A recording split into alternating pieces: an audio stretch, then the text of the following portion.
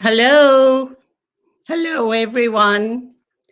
On behalf of Global Performing Arts, I welcome each one of you across the globe to join us for an afternoon of interesting, engaging conversation on cinema. After 25 years, Global Performing Arts has been producing stage programs on music, dance, poetry, literature, and film. And the past year, particularly, has been difficult, challenging in many ways, painful. And I'm sure, like you, like me, most of you have found refuge, have found a shelter, a panacea, call it an escape, call it a therapy, under the umbrella of the arts. And so, with these difficult times the past year, we were wondering what to do, how to stay alive. And we entered into online programs. So, after the huge success of our trilogy on music, Musiki, we have been emboldened to continue and produce these online programs for you. Thank you all for your very encouraging comments and asking us to do more. So, with this past year, I think a lot of us have been seeing a lot of films and waiting to talk about them, calling each other. And as the famous filmmaker Martin Scorsese said, now more than ever before, we need to talk to each other. We need to listen to each other. And we need to understand each other. We need to see the world, how to see the world. And cinema is the best medium for doing this. And so we are presenting our first free online program on cinema. And with me this afternoon is Rama Deva. Rama is a graduate from Kolkata University. She's a writer, editor, publisher. She is an arts collector. She serves on numerous boards, including Freer Sackler at the Smithsonian Institution, the Library of Congress, and Asia Society in DC. Rama is a staunch patron of the arts. She is the founder of Friends of Indian Arts, a loyal supporter of GPA, and more than anything else, she brings a keen interest in cinema and a very special love and interest for the arts.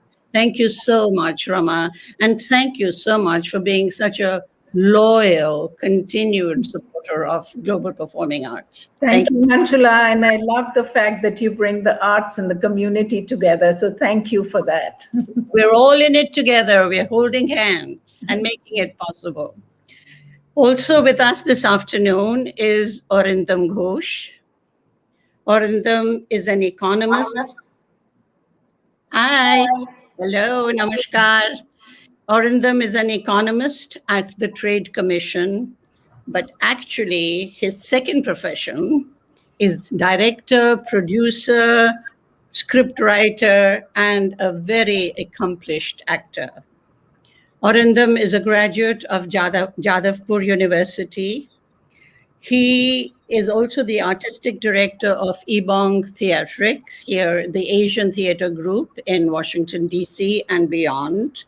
He has performed in many films and plays, and his most recent film is Once Upon a Time in Kolkata, which is to be released soon. Thank you so much for being with us, Arindam. You have so much to share with us, your passion for film and theatre, all rolled into one. Thank you. Thank you, Manjula, and thanks a lot for hosting this. Looking forward to a fascinating conversation about films, particularly in these difficult times. Thank you. Also with us is Pino, Monaco. Pino, born in Naples, Italy, is a treasured colleague from the Smithsonian Institution, where Pino studies, researches, and advises on audience research.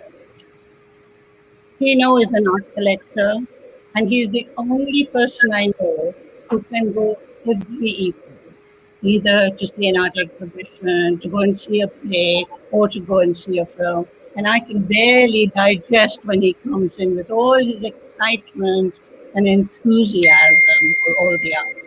Thank you so much. It's such a pleasure to go and see films, sometimes 20 films during the DC Film Festival.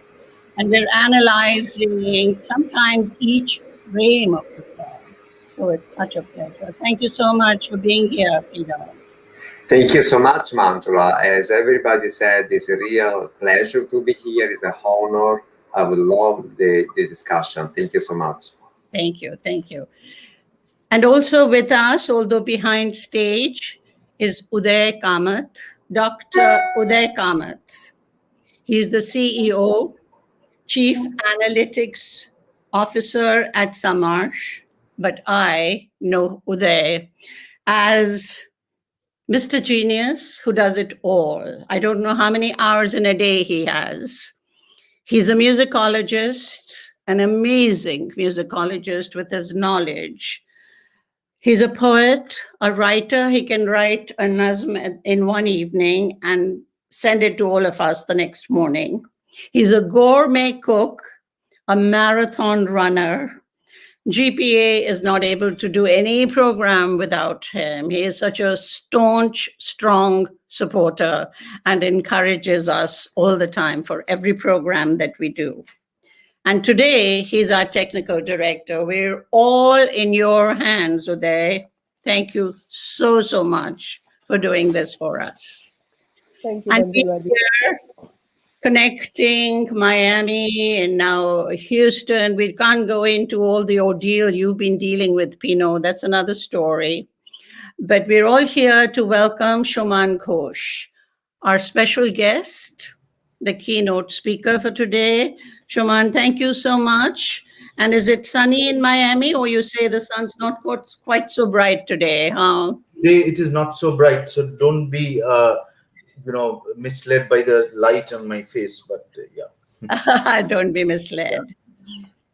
And so SUMAN is an economist, professor at Florida Atlantic University. He has a PhD from Cornell University in economics. But I think he went there primarily to study film. I may be wrong, but that's what he got a whole lot out of his time at Cornell. And so we're the beneficiaries of that time at Cornell and studying film studies. A very young, dynamic, highly skilled filmmaker, carrying the baton in the tradition of CHATTERJEE Rai, Mrinal Sen, Rituparno Ghosh. SUMAN has received so many awards and his films have been all over the world. But today we'll start with a tribute to the iconic actor SOUMITRA Chatterjee. SOUMITRA has done over 350 films. The critic Andrew Robinson called his work emotional sensibility, educated intelligence. The New York Times called his work tender, sad, serene, and superb. The BBC remarked the passing away of a legend. And the Washington Post, his work is like a prayer, affirming cinema. So without any more, I'm going to take it over to SUMAN, who has worked closely with SOUMITRA Chatterjee, has this reverence for him, and will share his own experiences and I'm sure his insight into SOUMITRA. SUMAN, over to you. Thank you very much. First of all, Global Performing Arts and Manjula and my esteemed colleagues out here, Arindam and Rama and Pino. Thank you very much. First of all, I just want to mention an anecdote before going into talking about SOUMITRA CHATTERJEE, because I remember exactly 15 years back when I made my first film called Padokkhep. I had, and Manjula then used to be the director of a festival. I think it was called Indian Festival of Washington, D.C. or something like that. And one of the first film festivals that I went to was Manjula's film festival. Manjula, you were saying something? The Washington, D.C. International Film Festival did a special segment on Indian cinema. And that's when we showed your first film. I still remember the day years ago. And I remembered that Manjula wrote to me on email. I just wrote to her that I have this film I want to show. And Manjula's response was that, wow, your film has SOUMITRA CHATTERJEE and Nandita Das. You have already won my heart. So, and then she saw the film and programmed it. So that is a good entry to, first of all, how much Manjula has pampered me over the years. So whatever she said about me, you should take it with a bit of salt then, because salt and pepper. Salt and pepper. Yeah. So I'm I don't know whether I deserve to be named in the pantheon of directors from Bengal, like she mentioned, Satyajit Ray Mrinal and Rituparna. But I'm in my own way trying to make films. And about SOUMITRA CHATTERJEE, Manjula asked me to introduce my relationship with him, and I can spend hours talking about him. So I was thinking, like, what is the way I can introduce my relationship with SOUMITRA CHATTERJEE in 4 or 5 minutes. So what I thought was, I will just tell you the first time I met SOUMITRA CHATTERJEE and the last time I met him. So these two end points, I think, is a good introduction to that. And I remember I was an observer or an assistant to another very famous Bengali director, Gautam Ghosh, who Manjula also knows very well. And there was a film called Dekha, where so I was a student at Cornell, was contemplating a career on films, and so Gautam Ghosh gave me an opportunity to be on his sets and to see for the first time how a film is shot in. So I was doing student films at Cornell, but never been to a regular proper film set. So that was my first introduction, and I remember the first day I went there on shoot. So Gautam Da was very nice to me, welcomed me and whatever. And then I saw SOUMITRA CHATTERJEE, and people in Bengal who are SOUMITRA CHATTERJEE is like ingrained within you since you grow up. When we were children, we used to see Sonar Kella and Joy Baba Felunath, those films, apart from the other films which he made. But as a child, the Sonar Kella, SOUMITRA CHATTERJEE, was ingrained in us. And I remember the first time I saw him, it was a montage of, Charulata, Opu Shankar, Joy Baba Felunath, and those. And I just couldn't believe that, this is the real person standing in front of me. And I was, to be honest, a bit scared. I don't know why I'm using that word scared. It's more than awe.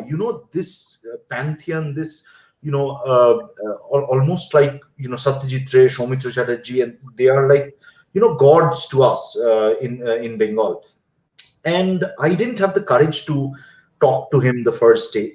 And the next day, the first time I talked to him was, he gave a shot which I liked very much, the acting. So I then told SOUMITRA CHATTERJEE, I mustered the courage and went near him and told him that, Kaku, I really like this, particular shot you gave. So then his first question was that, do you know why you liked it? So I said that, no, like I saw the previous take also, but this take was the perfect one. He said that, yeah, I'm also very happy with this take because my pause was correct. And then he told me my guru Shishir Bhaduri, who was a very famous theater personality, and SOUMITRA was his student at one point. He said that acting is all about pauses. how you pause, how long you pause, whether you will pause or not. So that cadence was perfect in this take. And then, so that was the first time he talked to me and then asked me that, so are you in this set, you're as what? And then the introduction followed. So his his entry to me, or introduction to me, was through a very technical acting point. So this was the first time. And then over the years, I made 5 films with him, and he became more, than just an actor for me. And I was telling Arindam recently in one of our chats we were having that, what Manjula described now of SOUMITRA CHATTERJEE, like what the BBC has commented, Washington Post, New York Times, and all the world over, he is one of the greatest actors ever that has done that. But somehow that, I don't feel like that now, because he became like my father at the end. And as I promised you, I'll tell you the last time I met him. So, when I go to Kolkata, I have, even when we are not shooting a film, I go to his house, and on his, second story, bungalow, I go and we have a lovely chat with him and his wife, and covering, like, Manjula knows about him, his breadth of knowledge and erudition, starting from Jivanananda Das's poetry to Rabindranath to cricket to anything under the sun. You ask him anything under the sun, yeah. I didn't know about cricket. Oh, he was like, and from 1950s to current cricket, he knows everything about it. So, and after that, Adda, in Bengali, it's called Adda for those who are not in Bengal. It has no English word parallel to that. So I'm using the word Adda. When I came down from his bungalow, the last couple of times, he used to come down, and he was like, after all, he was 85 years old, and I didn't want him to come down. And he used to slowly come down from his bungalow, and I used to tell him, Kaku, you don't ashte hobe na, you don't have to come. He said that, na, kichu hobe na. And, one image, even now, I think I really have tears in my eyes even now. So he saw me off to my car. I used to sit in my car with immense guilt that, he's standing there outside the gate of his bungalow to see me off. And the last December, like not, I think 2019 December, yeah, before the pandemic, I went to Kolkata. So the last time I saw him, I was driving in my car, and I looked back to see that whether he has gone back or not. But, I saw the long road, and it turned a corner, and he was there waving like this to me.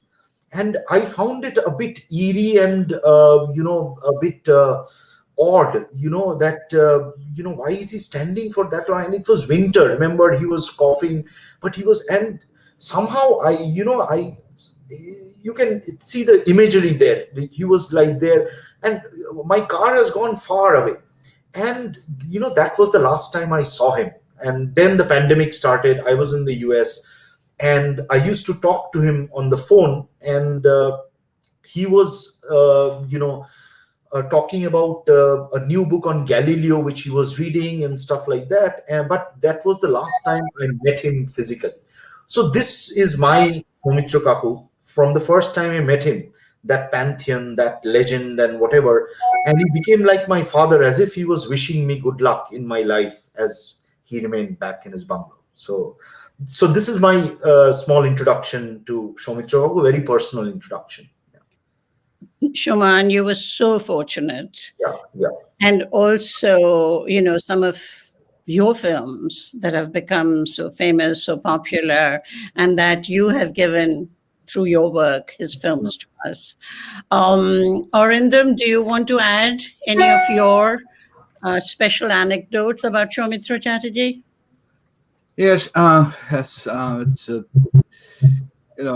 was very fortunate enough, and first of all, I feel woefully inadequate just to even talk about someone like SOUMITRA CHATTERJEE.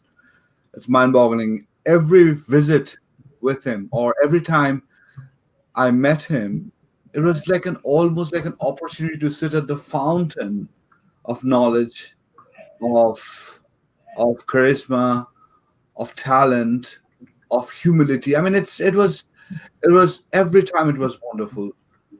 The one incident that somehow it has always stayed with me. I don't know why. It is after the release of the movie Peace Haven. So this was a movie that Shumon directed. He came up with this idea. I was fortunate enough to have the opportunity to co-write the screenplay with him and co-produce the movie with a few of our other friends.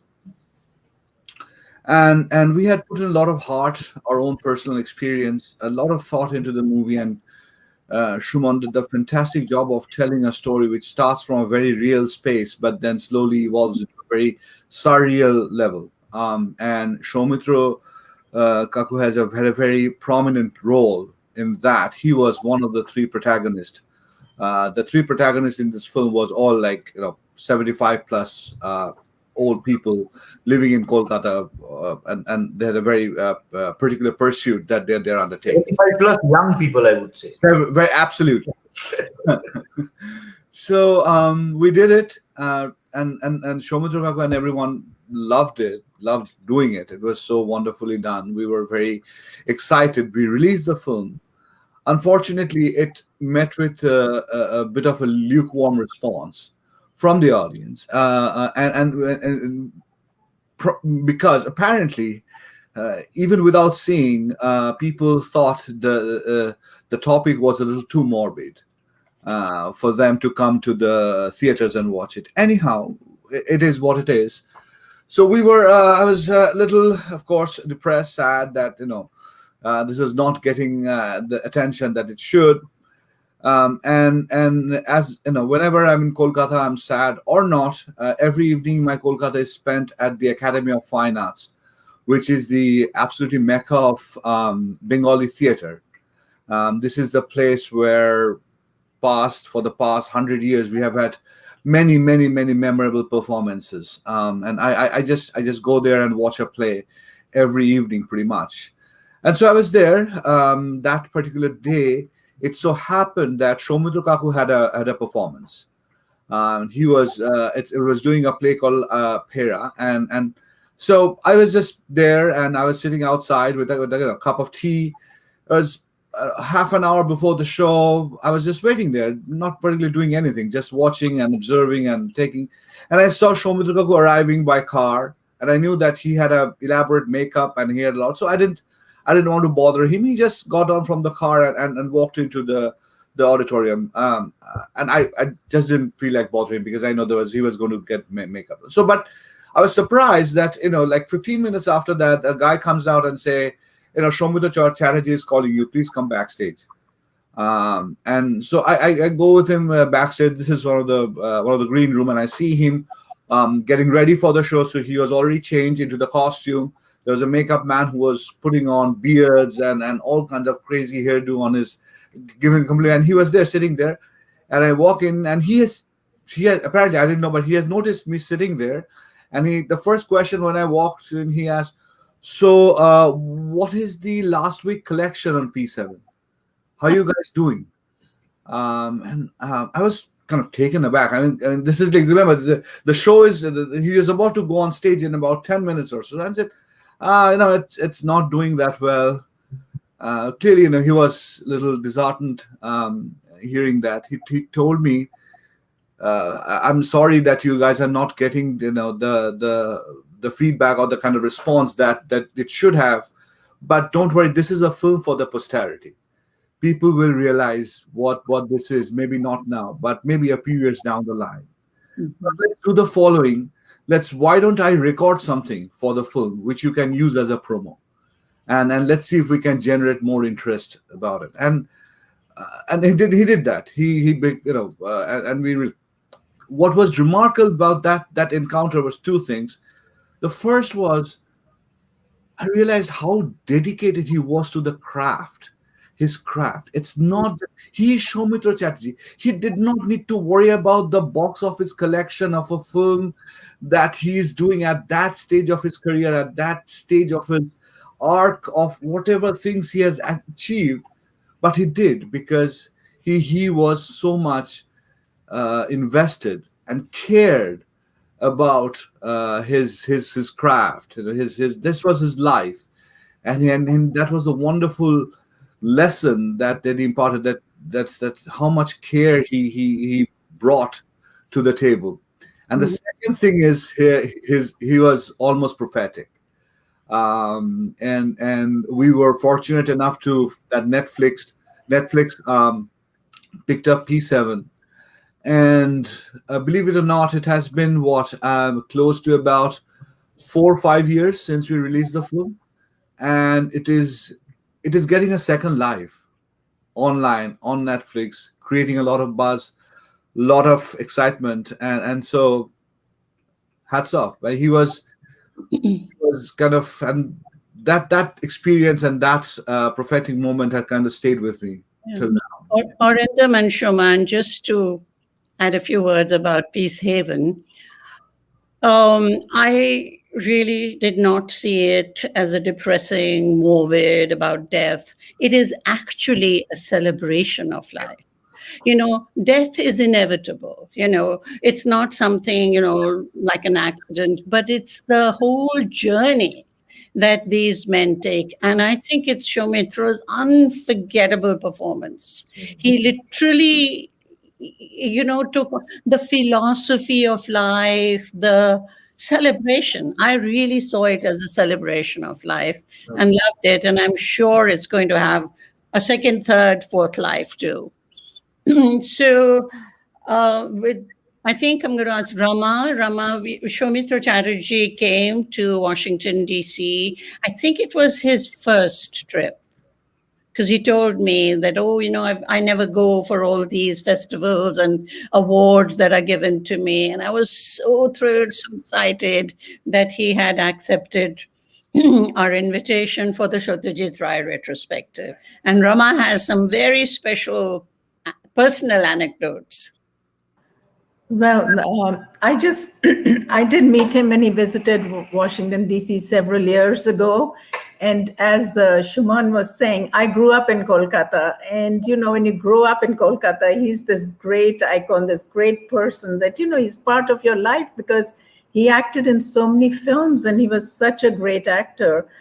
So, and I'll just get into that when I met him, but I do want to add to the tributes that you all have been paying to him, because I loved what one film critic wrote. He said he was the quintessential Bengali.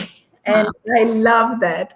He was an intellectual, he was a philosopher, he was a poet, he was a writer, and of course, in his case, the greatest actor, I think, So it was just such a privilege and an honor to meet him and to have time to really chat with him and talk with him.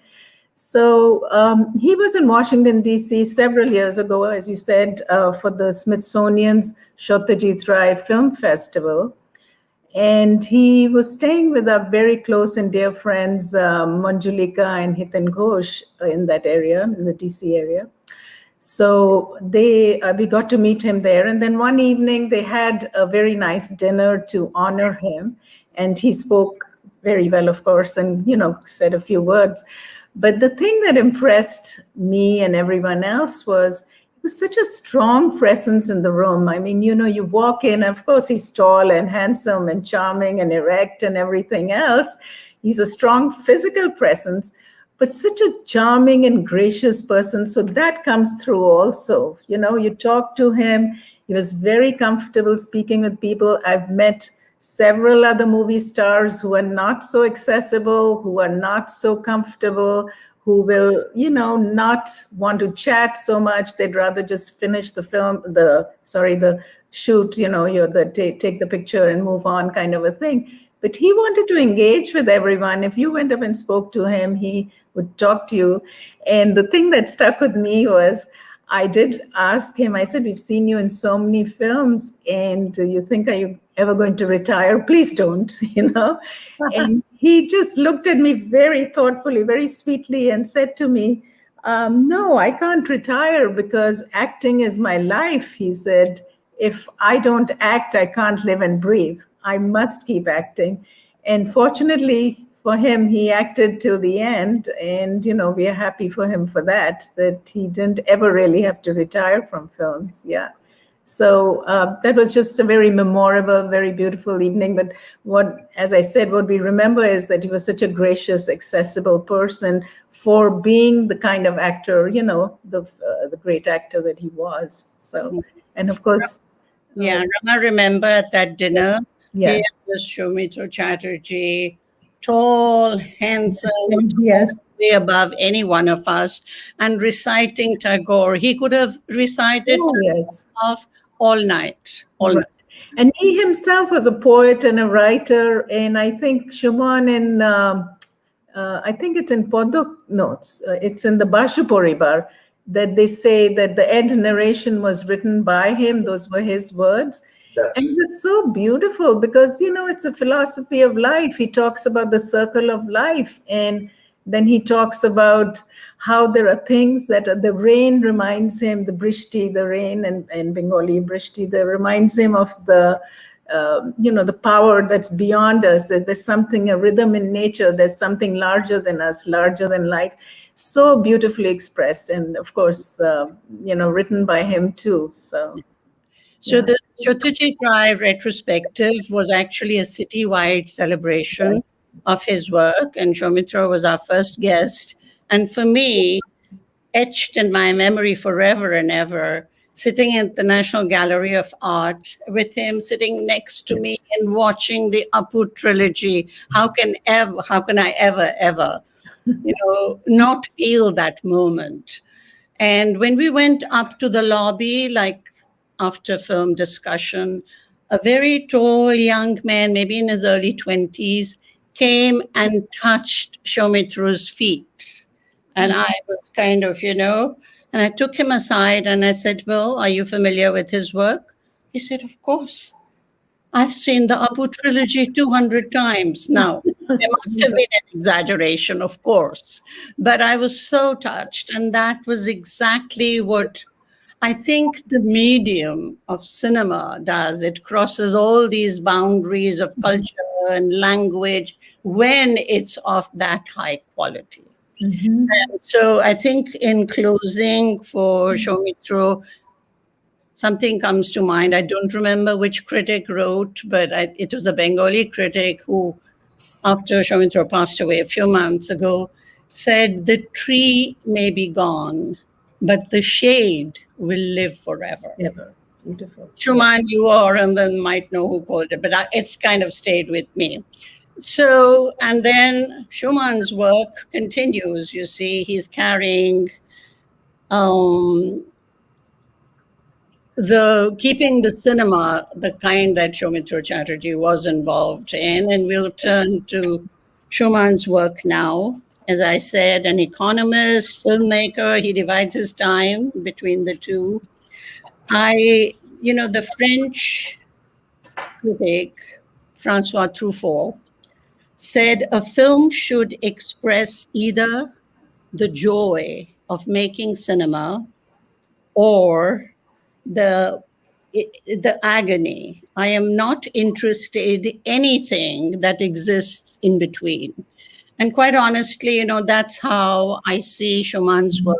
Every film that I have seen of his, there's this very sensitive, caring, feeling, brilliant filmmaker, master craftsman. And we'll just delve into his work. 2006 was his first film, Podok, yes, which we just talked about at the DC Film Festival. Then in 2009, Global Performing Arts had a special screening of Dondo.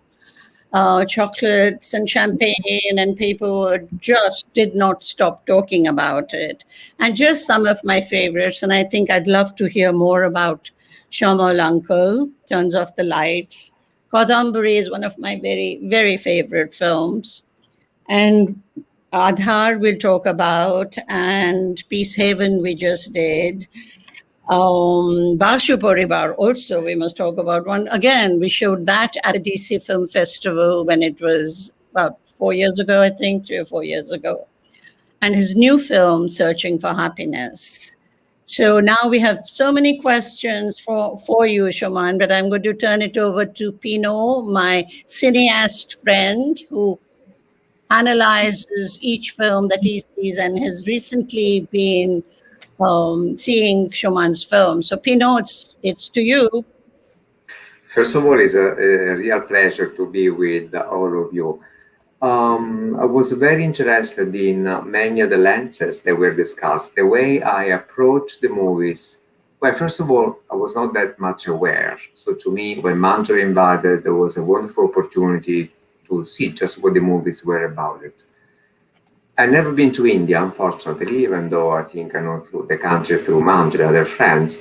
And the way I saw the movies was mostly as a window on what you were showing as the street life in India.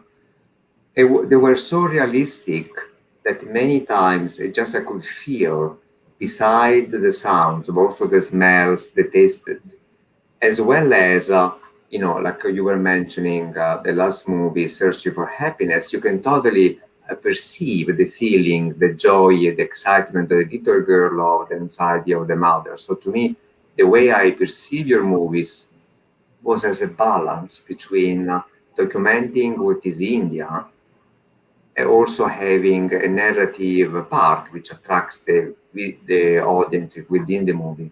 That is mostly the lens through which I saw the movie. Something which to me was very intriguing too is that as you were showing India as a documentary, I think you were also questioning India. Remember, there's a beggar or somebody in the street in Shuman's uncle who actually says why we are in this way, as well as in the argumentative Indian, the Nobel Prize also questions in India. So I was wondering, is my lens something that you can relate to? Do you see the movies as a documentary versus also having a story? Yeah, thank you, Pino, for your generous reviews of my film. See, I think about the questioning aspect. Art is a form of questioning. Maybe yourself, your country, your maybe civilization, and all great art does that. But I wouldn't say that that comes very consciously to me, that I want to critique on that aspect or this aspect. So it just I think subconsciously it is within me, and different films actually question that in different forms. So since you mentioned the two of the films, Shamal Uncle and my documentary on Amartya Sen, Argumentative Indian, it's very good that you pointed out, because for example, in Shamal Uncle, subterraneously it is of course a celebration of the details of the microscopic details of Kolkata life, with its sounds and small details and all. And the beggar that you mentioned, it is very interesting. You mentioned he was just standing there in the road, and the way Shamal Uncle was shot, he didn't have a pre-planned script, and I wanted that cinema verite type of feel from the film. So I remember that 2012, I think we shot, or 2011, I exactly forget. Then there was this anti-corruption protests going on in Delhi, and Anna Hazare was one of the leaders of that anti-corruption movement. And India was shaken by that. It was a big, the government was almost in doldrums because of that thing.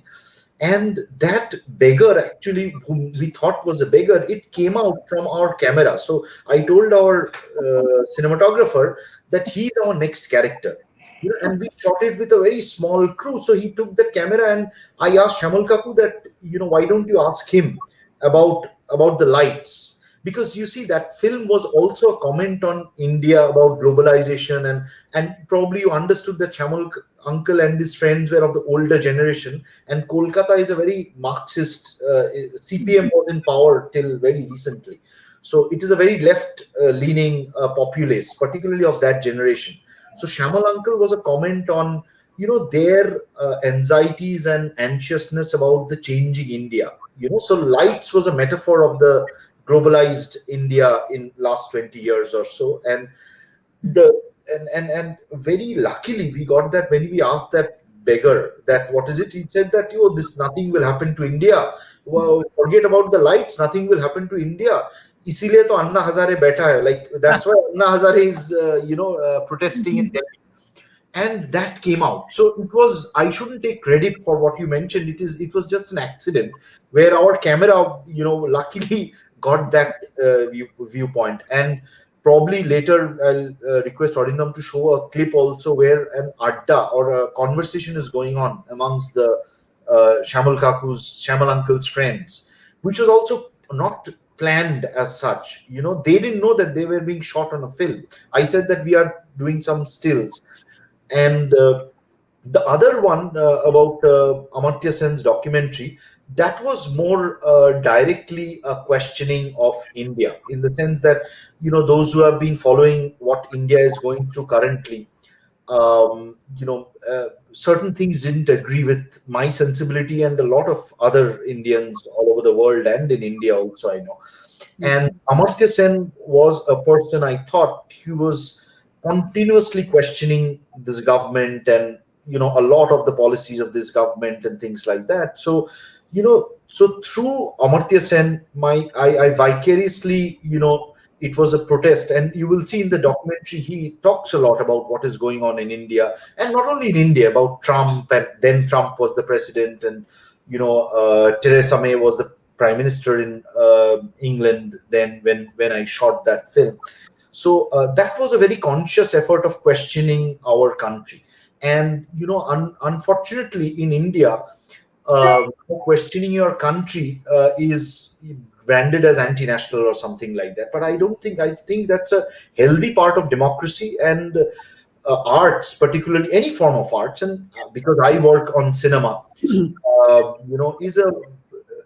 is a very potent way in which to question, and that is a healthy sign of democracy, I think. So yeah, so going back to Pino's question, it is not that consciously I try to think. For example, a film like Kadambari, it was just a period piece celebrating one period in Bengali culture and one major incident, or even Boshu Poribar, since you all saw that, the Bose family, it was a questioning of the morals and the values, and it had no political questioning as such. So art questions your politics, your social strata, your humanism and everything. And I believe that when I look back now, because when I make the films, it is not a conscious that in this film I'll make this comment or whatever comes impromptu, I make a film on that.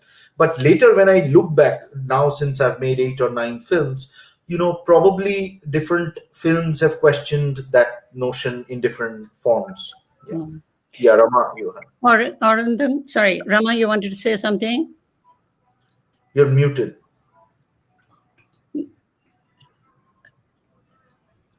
Rama, you need to unmute yourself. No. Okay, I'm here. Shumon, I was just continuing with this question of bureaucracy in Shamal Uncle, turning the lights off. Continuing that into Aadhaar, I was very interested in finding out, how did you decide to do a film in Hindi one? And 2, really, that's really the bureaucracy, the epitome of bureaucracy. How did you decide to do that? And could you tell us more about it? See, Aadhaar was is a pan-India concept, and I wanted the entire country to see. Unfortunately, even now, a lot of the regional films, I hate to use that term regional, but local, different dialect films do not get that pan-India viewership or acceptability that a Hindi film does. Absolutely. This is a bit unfortunate, but it is, it is so. And Aadhaar was a concept which I needed the country to, see it, because all of India has been, affected by the program, and so that was the thing. But I do not have an intelligent answer for the question of why, I placed it in Jharkhand, because when the story came to my mind, the main protagonist was a Jharkhandi guy, who lives in Jharkhand. And the language is Hindi. So that way, Hindi was the language, and that's how I did it in Hindi. And I was very lucky that a very boutique producer who was the ideal producer. They have made films like Newton and Masan and Aako Dekhi, wonderful films. So they took up. They were very interested in the subject and they decided to produce it. So yeah, I wanted to make it in Hindi, but and the main protagonist was Jharkhand, and I don't know why, but that stuck in my head. And that's how I did it. So it was not a very conscious choice of I will now shift to making Hindi movies and things like that. I have no ambitions of establishing myself as a Bollywood director or a Hindi film director or something, anything like that. So. Okay. Arindam, I want to come to you as the producer of Shyamal Uncle Turns Off the Lights. It was shown at many film festivals, including MoMA in New York. And I know we mentioned that it was not, but could you shed light on your take on the film and maybe show us a clip? Absolutely. So before actually we delve into Shyamal Uncle, I just want to comment on the context in which Shyamal Uncle came into being. And I'll ask Shumon to comment on it as well. To me, so Shumon and I are friends from our Delhi days. We went to Delhi School of Economics, did our masters together. So I've had the front row seat of watching him mature, develop, form his cinematic language. And so if you see his first film, Podokep, actually he made a documentary on Amartya Sen first, which kind of recreated very recently, The Argumentative Indian. But after the documentary, he made Podokep. Podokep is a poignantly it's a poignant film. It's the story about the relationship between an old man and a child. It tugs at your heart. It's a very sentimental kind of a movie done with great delicate touch. His second movie is a 180-degree flip of his approach in the first one. It is hard-hitting, it's intellectual, it delves into very deep emotions, but takes a very intellectual approach in understanding what's going on. Yes. And then again I think between the two extremes, he was still trying to figure out the best way he can communicate his ideas, and he did Noble Chore after that, the Noble Thief, and it is once again the concept is absolutely brilliant. So you guys are aware that the Nobel Prize that Rabindranath Tagore won was displaced in Shantiniketan and it was stolen. It has never been recovered, but it was stolen. And so Shumon starts the film with the premise that so the thieves who stole the Nobel were running away and accidentally dropped the Nobel, the award itself, at the cottage of a villager, and that villager is played by Mithun Chakraborty. Yes, he accidentally finds a Nobel Prize. He has no clue what that is. He has heard about Rabindranath Tagore, but Tagore to him is a very different thing. It's not the same Tagore that the city intellectuals have grown up with. He has heard about it, and so he takes this Nobel and he starts this journey of understanding, and it's this wonderful piece, and he did that. And I think Shumon, I want to comment. I want you to comment on this. But at that point, you and I had a long conversation where you were still kind of. I use the word struggling, but I think that's what you were in finding how to communicate these complex issues by using a language that's simple, that's accessible, without being preachy or being having a propaganda vision. Yeah. So I think to go back to Manjula's question about how Shyamal Uncle came about. So Arindam and I have two other friends from Delhi School who are very honest critiques of my work, and I love that. And not only about films, I regularly write op-eds for newspapers, and I send to them to get their honest critiques. And They just don't care about whether I'm an established filmmaker or, I'm still their college friend, I know. And that advantage of that is I can get honest criticism, which I love, when people criticize because I can only enrich myself. So Shyamal Uncle actually turned, it came into being with an criticism which Arindam made about Nobel Cho. And, and then, about he and the other friend of mine didn't like Mithun Chakraborty in the movie. And so I told them that, to make films in a professional setup, one has to think about so many things. And Mithun Chakraborty is one of the greatest stars in Indian cinema. And I understand what you're saying, but I have to see the commercial aspect also. Nobel Cho. So a conversation like that in Miami, actually, they had come. And then I said that, well, if you talk about honesty, I have a concept which I don't need any actor. All non-actors will do that. Who will produce me? Will you produce? Immediately he said that, yes, I will produce, whatever it is. So then I warned him that, okay, so, and it was a very small budget film. I warned him that, you should be aware of the fact that maybe both you and me will just see the film, and, it will like, nobody else, because it's a weird concept, and I will have no actors playing there. All will play as themselves. Shyamal Uncle actually plays himself in the film. So he was not an actor per se. So he said that, okay, let's do it. And it started like that. And I remember the first time, Uma Dakuna is a very established film critic in India. So I showed the film to Uma Dakuna, and we got a extremely positive response from her, almost, celebrating that film. So I told her, and then it got accepted into Busan Film Festival, which is one of the top film festivals. And then a distributor picked it up. And honestly, Shyamal Uncle was my entry to the international film circuit, through that film. And MoMA screened it. Smithsonian screened it, right, Arindam? Smithsonian has a screening, and so it gave me an doors.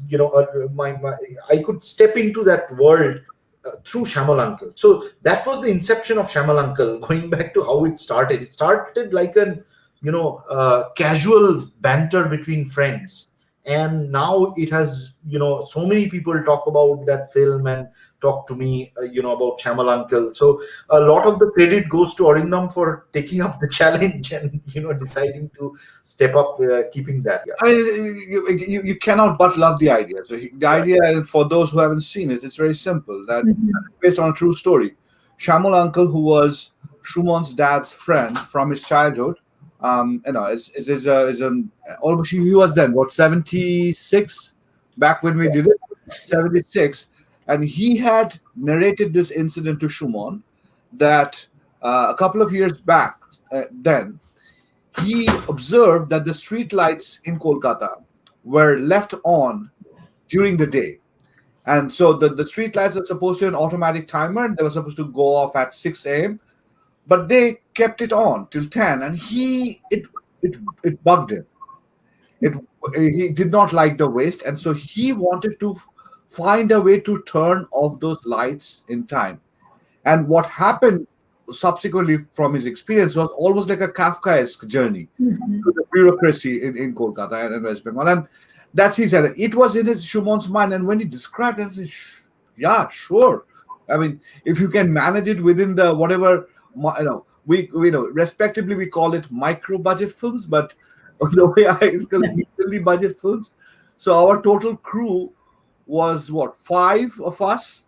So we had the fortunate, we were very fortunate to get a brilliant cinematographer, Ranjan Palit, for the film. He's an award-winning documentary filmmaker. He has shot like Sat Khun Maaf. He has worked with Vishal Bharadwaj and all that. He heard the project, and Shuman kind of approached him, and he heard the project, and he just I want to do it, and just like that. And so we had we had a good sound design,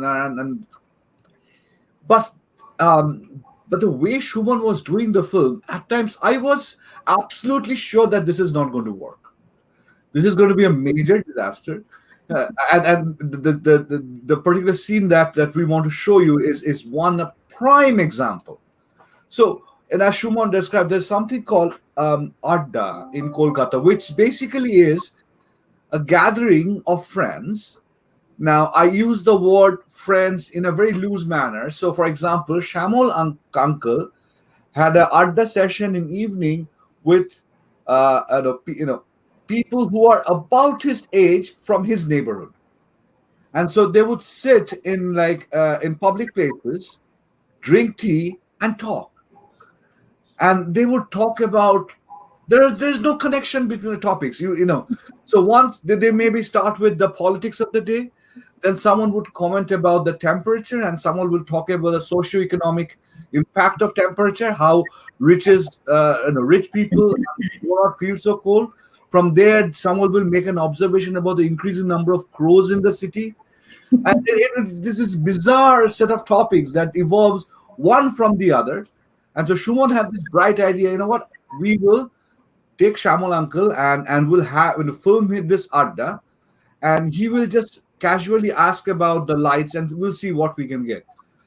Said Rama had a question, I think. Sorry. Yes, Rama. Yeah, I was just going to say, if you're done with Shamol Uncle, I wanted to ask Shumon about Dwondo, his 2009 film. And I think it's a very, very interesting film. Were you inspired for the story by a Polish director, I think? Yeah. And also, I mean, in the end, it leaves you with those ethical questions. And that's what's interesting about your films. You've made so many, every film is different from the other one. It's not like one genre, like you say, Shuman only does these kind of films. No. Yes. And it's fascinating. And the ethical question in the end, it's one of those great films where you can have, a discussion forever, because there's so many viewpoints to that. And tell us more about it, please. Sorry, Rama. Yeah. Arindam, can we just finish? You were going to show us. Yes, I was sorry, I didn't mean to. That's perfectly fine. No, we will get to talk. But the thing is, he just said we'll just shoot it. So we got together, Shamol Uncle and 3 of his friends. They were just chatting. We had 2 cameras. We said, Shumon just told them, you guys carry on. We'll just take some pictures. And I said, this is never going to work. They're going to be conscious. They will not talk about. I kid you not, in the initial 5 minutes, they were hesitant. But after that, they just simply forgot that we were there. And the conversation went on and on and on. I mean, Shumon, when do we say cut? Shumon said, let's just keep rolling. We'll edit later. Arindam, you thought it wouldn't work, and then now you're still friends with Shuman. He still talks to you.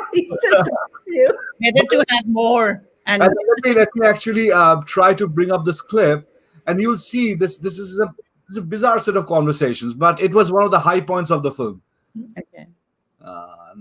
Give me a second as I pull this up.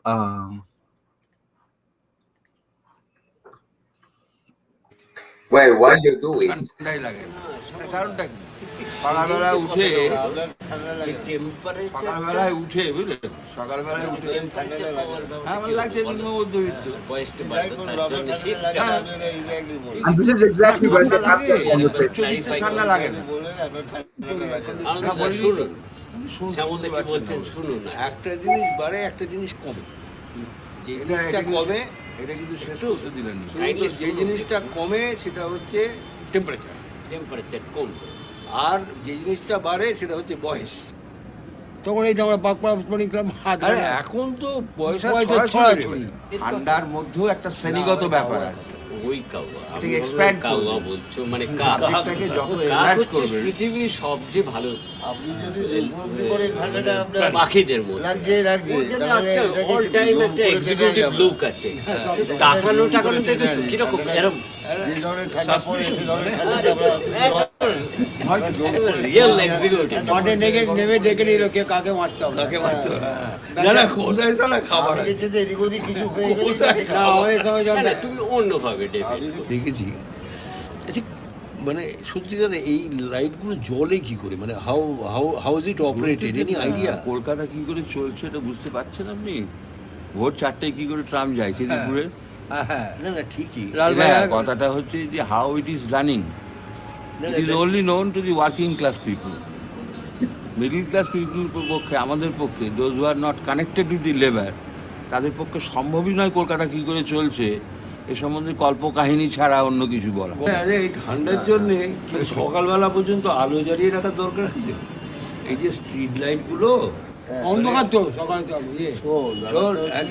সকালবেলা না, তারপরে যখন সূর্য উঠে গেল তখন আলো জ্বলবে। তখন ফগ আছে না, হ্যাঁ, কে ঘুমোচ্ছে? কালকে তো fog ঘুমোচ্ছে। সব কিন্তু আসছে আপনার, ওটাকে কি বলে, ব্যুরোক্রেসির একটা নিয়ম, যে একটা বিভাগ খোলো, তারপরে সে চেয়ার টেবিল চায়, এতগুলো ক্লার্ক চায়, ওটা কি বলে জানো ওটাকে? হ্যাঁ, গুড, থ্যাংক ইউ। সেই অর্থে বললে তোমরা উল্টোভাবে বলবে ডিউটি বাউন্ড হওয়া উচিত সব সময়। তুমি কেন এলে না, না এলে না, ইটস নট অ্যান এক্সকিউজ। না, তাহলে কি করতে হবে বলতে কিছুই করতে হবে না, ও চলতে চলবে। Okay. You know, Shuman, Arindam, I just loved the lighting.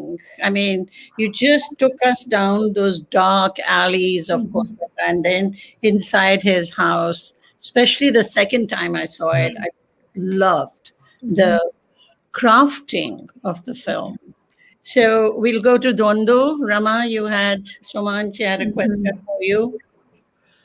That's Your question was how different the films are. Yes, and then with Dwondo, it says that you were inspired by some Polish director, Christoph. and and you know, just your take on it. And in the end, it leaves you with such a, you know, with the ethical question, and it's a big point for discussion. And then I think SOUMITRA's character, the doctor, the arrogant doctor, says in the end, it's okay to tell lies if you have to save lives. And it's a really big ethical question, and especially very pertinent these days too. That's right. Yes. So, absolutely. first of all, with Dondo, I think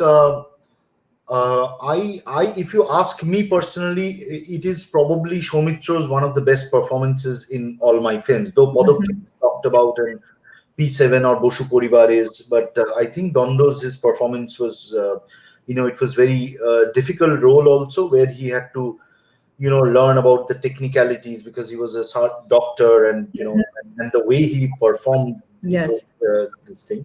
And about the theme, I think you know, what I wanted to bring was an Indian interpretation of this was a story from the Decalogue, you know, back. But you know, if you remember the Mahabharata, you know, a quote from Mahabharata is brought at the end, where these questions has been raised in Indian philosophy or Indian books also many years, and how pertinent it is, you know. And as I always tell people, and we all always know that, you know, from the stories of Mahabharata, I think you can all stories now, even now, it has an aspect of the Mahabharata. It is so topical even now, and universal also, Shuman. I mean, Indian and not just contemporary, as you put it in historical, but we're all grappling with it here in the West. Right. Exactly. So these ethical dilemmas are so important in life, death, in our lives. So I just wanted to raise that question, as Rama said, that one can you know, talk about it, debate about it, the question that is raised in the film about, you know, life. And come to think of it, now we are living in the US. It was a question of the pro-life and anti-life. Absolutely. Debate is also there in that. I didn't conceive it like that because you know, but so I just want to stress again on the universality and the topicality of Mahabharata even now, where I wanted to conjoin both of them and build the story according to that. And, you know, you said you thought it was one of SOUMITRA's best performances, and I think that was what was so great about him as an actor. When you saw him on the screen, you never thought of an actor. He was the person he was playing in every role. I don't think there's any movie where you feel like he's not the role, you know. He was the person, and his intonation, his cadence, his tempo, his speed, everything was so measured and so beautifully done. So great tribute to him. Yeah. Arindam, we just got a comment from a friend, Suma Muglidhar, who says Peace Haven is a commentary on life. not about the end of life. And I think You also said, agree with You you. said that, and So I think people need to revisit. I'm thrilled, and I know Shumon is too, to hear these things, because when we wrote this, that's one of the things we said. The journey that they undertake is essentially a celebration of the life they have led, and it's a reflection of how they have carved out their own legacies, their own life and experiences. So yeah, it's really rewarding to hear this. There's no depression or any sadness even, with them. except the last scene. So many other films to talk about, and we jump from Pino. You've been so quiet. You've been wanting to ask Shuman so many questions. Your turn. Well, first of all, I want to say that that scene of friends gathering after before dinner, after that could totally be in southern Italy. Italy. Where In South Italy, we have exactly the same kind of habits. Friends coming together, playing cards. Usually, that is much warmer than it's not when people freeze, but. To me, that is one of the things that probably I am. And then Rama was mentioning the Polish inspiration. I was wondering, do you have any kind of inspiration from other kind of schools of cinematography? As you said before, the anecdote, do you have any anecdote which could help us in framing the way you produce your work? Yeah. Also, Shuman, I think we were talking, Pino and I, you see so many films, non-Indian, Indian. I particularly don't see you following any school as such, but is there any influence, any particular filmmakers that you have admired growing up or even now? So you see, it is not. So over the years, as I have progressed in my journey as a student of filmmaking, these influences change.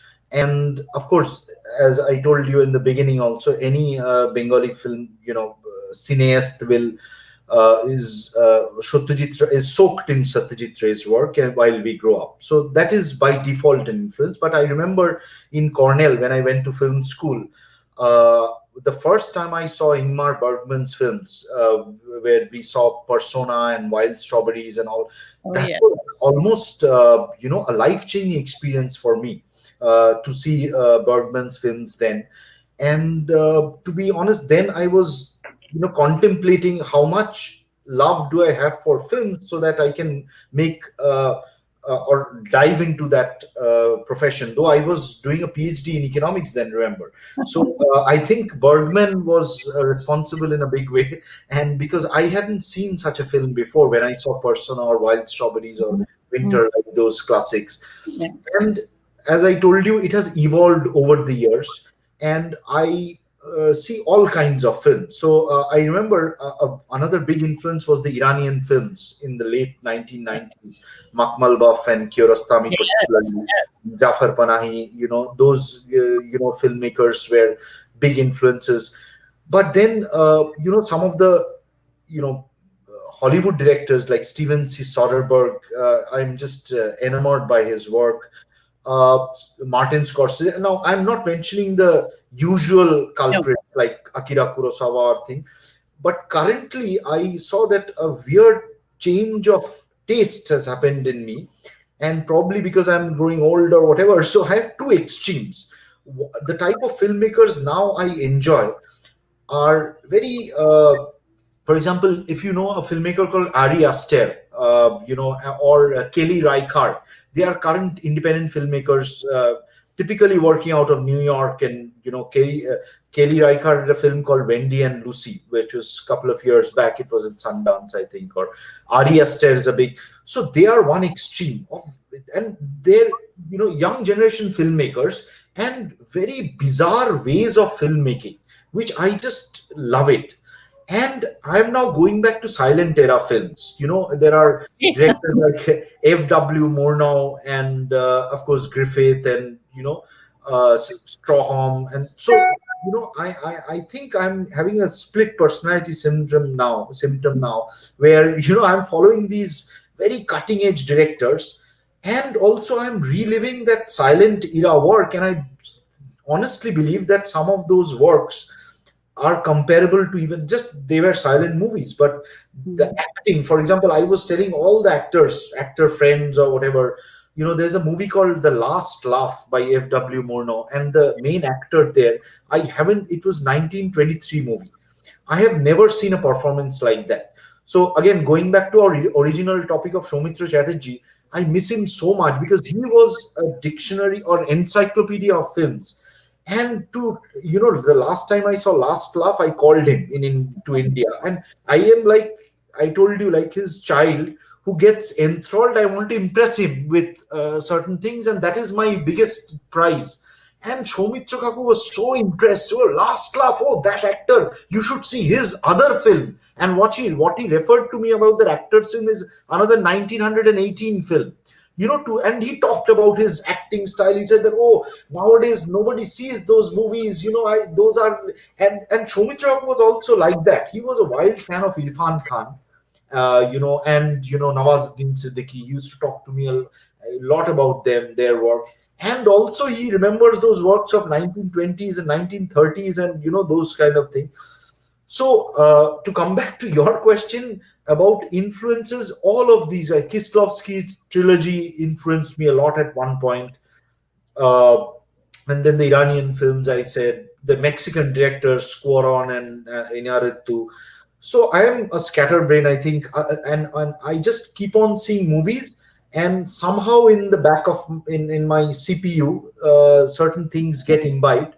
And as you have seen in my films, I don't have a genre of films. Shyamal Kaku is extremely different from Boshu Poribar, or a Kadambari or a P7, and I think that helps. That malleability in my influences helps me to I know that for Shyamal Kaku I need this language of filmmaking. Going back to the topic of today's discussion of language of films and impressions, I need a separate language for each films, and probably, who knows, the Iranian films influence comes about when I'm doing a Shyamal Kaku or a Searching for Happiness. It's like an Iranian film type of thing.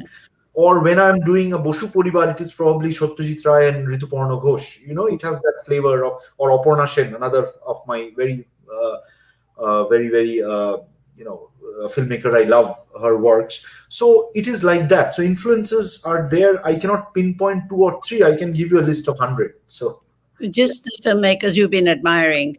But that's exactly what I've been thinking of over the years. One cannot put your films in a genre of films, and that, I think that's what makes your style so original.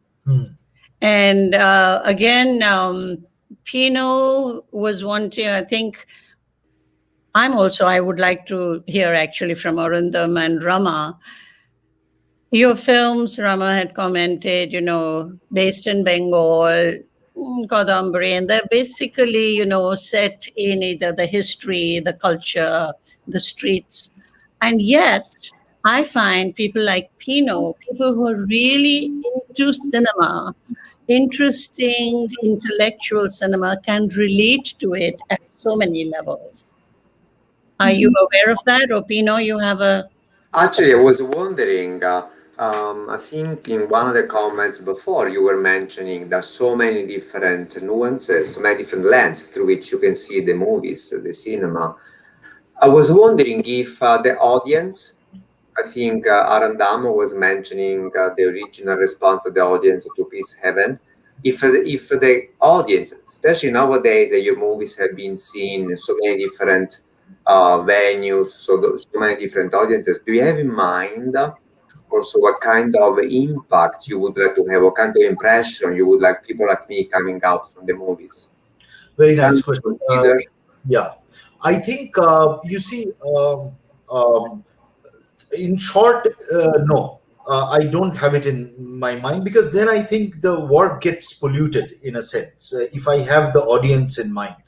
But to be very honest, for my so-called bigger films, in the sense of the films which have big stars and more expensive films, like Boshu Poribar, you saw, it was like the history of Bengali cinema was there, starting from Srinanda Shankar, who is related to Ravi Shankar's family. She is the daughter of Ananda Shankar and Tanushree Shankar. Her debut film was this.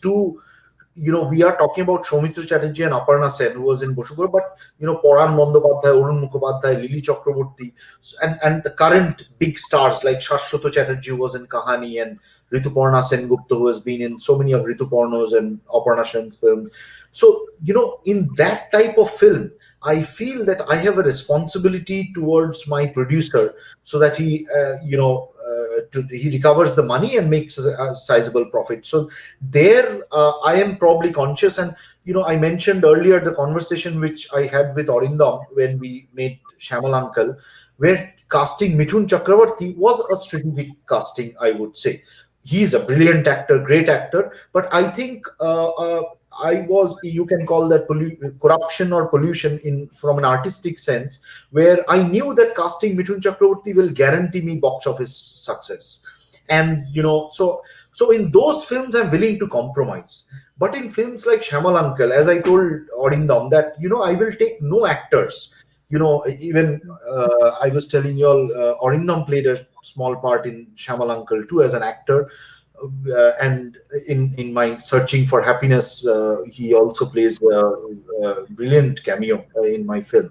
So I told Arindam that I don't want to take any actor. I don't need any actor and I should tell you an anecdote that Soumitra Chatterjee, when he heard Shyamal Uncle's story before I started filming it, he was desperate to play that role of Shyamal Uncle. And I remember in Saturday Club, he was having an adda and he said, Shuman, what a story. Can I please play? I said that, Kaku, of course, taking Soumitra Chatterjee elevates the film to a different level altogether. But the philosophy in which I want to shoot that film, I want to take Shyamal Kaku and, make him walk through the streets in busy Calcutta and shoot surreptitiously the entire film. And just imagine if I put you in now North Calcutta in the street, there will be thousands of people, crowding him. So I cannot shoot the film. I will be dishonest to myself if you are in that role. So he, even like 2 years back, also, he said, Shuman, you didn't take me for Shyamal Uncle. You didn't. But to somebody else, he had told later, I heard that, he really saluted my conviction, because for any filmmaker, you cannot, we are all greedy to have Soumitra Chatterjee play in a role, and where Soumitra Chatterjee is wanting desperately to play the role, I said that no, I will be dishonest to myself. So in these films, I will be completely, I don't care about what the audience is. For P7, it's such a bizarre film if you come to think of it, It goes from, as Arindam rightly described, from a very neorealistic start of the film to a complete surrealistic ending. It makes that journey, and that was my experiment in that film also, to take that journey through. The genre of the film will change throughout the film. And I know that a lot of people have told me that I just didn't understand what happened in the film. Why is the dead coming back and blah blah blah. I said that that was me. I'm talking about death in the film, but I because death is something where, like infinity. It is amorphous. You cannot. So I will bring the dead people talking to it. So take it or leave it. And similarly with Searching for Happiness, Manjula saw, it is a mixture of a documentary genre with the fiction genre. So I like experimenting a lot, in these smaller films where, either films, so I can maximum, I will tell Arindam that Arindam, I tried and I warned him before. It was a failure. So it is, after all, within friends. P7 was also within friends. So, I have that guarantee of, not losing much money from my friends. I'll tell you what, it was not a failure by a long shot, not even close, because I remember in Shyamal Uncle in particular, when we were in Busan, and then this was being screened with a room full of Korean audience. Right. They were responding to moments. They were laughing to moments. How are they understanding this? How are they following? This is not. And then the Q&A. So once I saw that, the universality of language of film and how it transcends a particular culture and content relates to other people, this is all we need.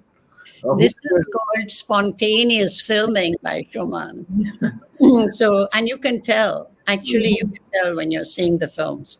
So I can change the subject a little bit with all this isolation and so-called lockdown. I wonder how difficult it has been and what the difficulties you pose, Shuman and Arindam together, finding finances. We quoted Rama has been a patron of the arts, and global performing arts. We are struggling, we haven't been able to do any GPA, and I'd like to thank all our patrons and supporters for keeping us alive, as they say. For our program today, I want to thank Monica and Madan Gupta especially, and do an appeal to other viewers. So please help us continue. This is the first in our trilogy on cinema, and we could do all three with Shuman. We have so much ground to cover with him. And so on the subject of finances, Shuman, is that a problem? Do you? So for me personally, it has not been, because for my so-called bigger films, a company from Bombay, a very big producer, signed me for 3 films, and so it was not a problem. And as filmmakers, there are different processes. So I was conceiving different ideas during this time, and in fact, Arindam is collaborating with me in one of the projects also. But what I was intrigued with was not about what. So I was working on scripts and developing ideas and for my next films, which I'm going to shoot. But I think the adaptation for theater was very, very interesting, because I saw Arindam and many other friends of mine, my brother who lives in Boston. So they were, continuously doing so many programs and adapting so well. So I think I will leave this question to Arindam of how they, because theater is an art where you need live audience. Cinema, at least, I made a film, Aadhar is going to release, so I don't need anymore the pandemic. Of course, cinema halls were closed and now it is opening and my films will release. I will shoot my next film. But for theater, unless you have a live audience, but I think wonderfully there, Manjula, you are also actively in theater. Arindam, I saw, he was showing me bits of theater work he is doing. So he has, I think he's the right person to talk here. Okay, we're going to, oh gosh, time is running away. I wish I could make it stand still. And so in closing, to any of you, Rama, Pino, I'll start with you, then we'll come to, Rama has a question. I just want to say something to Shuman to compliment you on not just your movies, not just the storyline or the actors or the characters you present, but I love the cinematography. It's beautiful, You can take a film like Bashaporibar or Kodambari, and the palette, the color palette, the aesthetics, the period costumes, and everything else is beautifully done. And then you see Shamol Uncle, which is the other extreme. You don't have any of that in that. You have these old gullies or lanes of Kolkata. And yet, as Manjula had also mentioned, the light, the film, it's so beautiful. So it's so fitting and appropriate. So it's a compliment to you that it's no, I think it's not a compliment. It's that dimension. Yeah, I think a lot of the compliment goes to the cinematographers, and I think choosing the crew of your film is also like casting, like in Hamal Uncle, as Arindam mentioned, we chose a cinematographer. I chose a cinematographer who is one of the legendary documentary filmmaker, cinematographer, John Pali. And for Kadambari, the person who did the cinematography, Borun Mukherjee, is one of the, biggest. He shot a lot of Bollywood films, and he's and extremely Rabindric aesthetic sense. Rabindric aesthetic sense is, those of you who don't know Bengali, aesthetic sense inculcated from Rabindranath Thakur. It's in Bengali we call Ravindrik. So Borun Mukherjee, who was my cinematographer there, was I knew that he has that sensibility, and in Kadambari you can see that. In Boshu Poribar, Shomi Khaldar, he's a very one of the top cinematographers in India now. So I would give a lot of credit to him. My only job is to cast my crew correctly and imbibe what I have in my mind and to convey that, and the rest is done to them. So I would. And are you usually satisfied? Are you usually satisfied that they convey your whatever your images or whatever? They are lovely human beings. I think that is my advantage. And they have no egos, like I have no egos. So we have a brilliant working relationship where I can criticize his lighting, he can criticize my vision, and that is how good art comes. Like from constant dialectic of. I see that the aesthetic in your films is beautiful in every film. Yes. Also, Shuman, the element of music. You must love music. Yeah. I just think the music in Kodambari especially was so beautiful. It just was a very, very important, the costuming, everything. But I think the music just lifted it to. We were extremely lucky. The music director was Bikram Ghosh, who is a very famous tabla player, percussionist actually. And but in Kadambari, we were extremely lucky. If you see the music credits, there's Rashid Khan. There is Amjad Ali Khan, who played for the first time. The solo was played by Amjad Ali Khan. Rashid Khan was there, and Kaushiki, all of our favorite. Recognized, yes. I met Kaushiki at me and Arindam went to Manjula's place, where I think the GPA program, right? She was there, yes. So I was there where Kaushiki was there. Wonderful. She's one of the brightest stars in the music. My favorite. Unbelievable. So, and also there was the other instrumentations. The Sur Bahar was used. So a lot of credit goes to Bikram Ghosh. And that I remember I met Bikram Ghosh first to talk about the music. I said that I have one wish that Amjad Ali ji can play. He said that, well, I'll try Amjad Ali ji, but he has never played for any movie. So I don't know whether there's he will not or whether. And then we showed the movie, and immediately he said that, of course, Meraji. So how unforgettable. I'm having to start wrapping up. We only have like 2 minutes more. Does anyone have a very, very quick question, quick answer? I'd like to thank Uday. Thank you so much. Without a glitch, we're almost at the end of the program. Couldn't have done it without you. Fascinating conversation with our panelists. We could go on, and we need another session. Anyone? Just very quickly, Manjula, can we just ask Shuman, what are you and Arindam, what are you working on for your next project? Who, me? Or both of you, or just you? Yes. We cannot say anything because contractually we are bound, but it's a social comedy. A comedy. Okay, that should be interesting. Yeah. So I just had one last. I'd like to thank our GPA team, they've been commenting and have been part of it. I'd like to thank all our viewers around the world and appeal for donations to GPA. And one last question, Shuman. I hope we'll get to see Searching for Happiness. Either the DC Film Festival has been moved to June, hoping that we can go in person, or do a hybrid festival, something like that. So either there or the Cycler Fair. But my one last question, what are you searching for now that you have happiness? Good question. One last, what are you searching for? See, I think what drives me is curiosity, and films is one aspect of my existence. Curiosity about a lot of things in life, and my economics research is also one. Curiosity about interacting with my little girls is another, to watch them grow up and thing.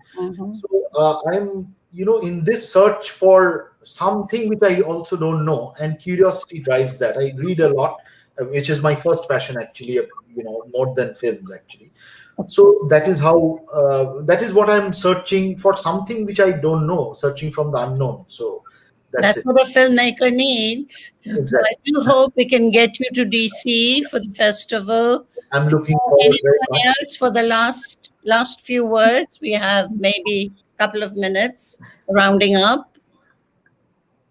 I would say it's been wonderful. To me, another thing, as you were mentioning, is like your movies are like suffused of a poetry.